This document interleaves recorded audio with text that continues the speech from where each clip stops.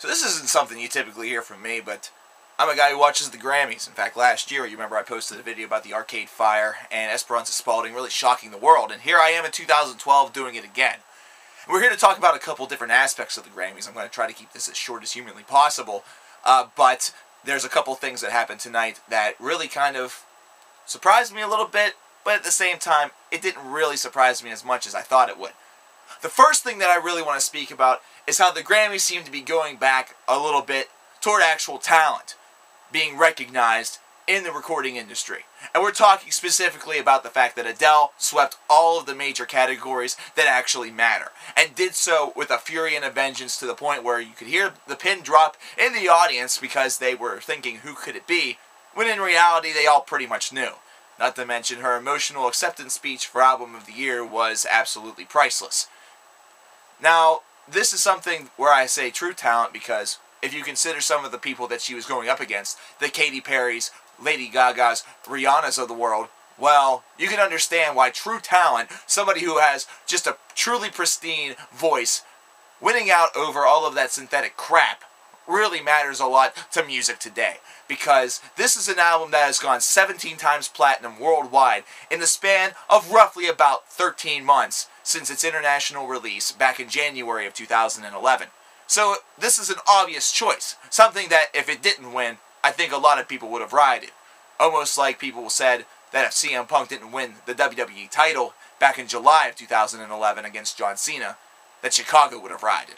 Secondly, we have the Foo Fighters sweeping major rock and roll categories, not to mention giving two very large performances during the show, including one with deadmau5, which was really kind of interesting considering deadmau5 was able to kind of put together his own beat to their song Rope, and Dave Grohl was able to sing with it slowed down, which is a really difficult thing to do whenever you think about it because you're so wired to sing the song a certain way that, well, you'd be primed to fucked up. Like I just did, to fuck up.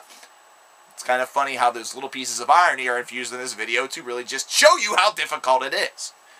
Thirdly, we had, once again, the surprise of the night.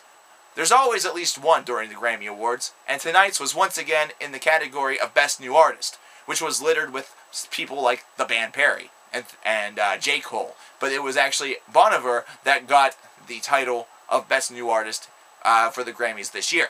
Now, some people have really entered some controversy regarding this, considering, especially Bon Iver, released an album entitled For Emma Forever Ago back in 2007-2008, which in reality doesn't mean that they're really a new artist.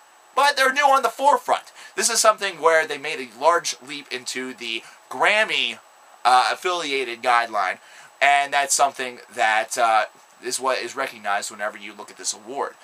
Independent releases are seldom really seen in that category. The Arcade Fire is one that's kind of a notable exception, in which they made a jump, and there's all this other crap and all that things, all the things like that. But once again, this is kind of the surprise of the night, as well as the fact as a couple of notable people were not mentioned during the In Memorandum, including Etta James. Though there was a tribute for her earlier in the night, it was also kind of interesting that they mentioned Gil Scott-Heron only a brief moment earlier in the night, kind of in a segue, and didn't include him in that as well. Of course, there was also the fact that Johnny Lane was not included in that, and also Mike from Alice in Chains. However, I guess you have to forgive and forget somewhat. Big, big props to the winners tonight. However, I do have one complaint, something I really have to say. Something that really pissed me off to the fact. To no avail tonight. I felt like during the midway point of this show, and going into the second hour, that somehow, someway, I had accidentally clicked off the Grammy Awards and turned on the Country Music Awards. Like I accidentally fucking switched my television to CMT. Listen, country music has their own brand of awards. They don't really need to be here. I understand that the Grammys are supposed to encapsulate all music, and I get that.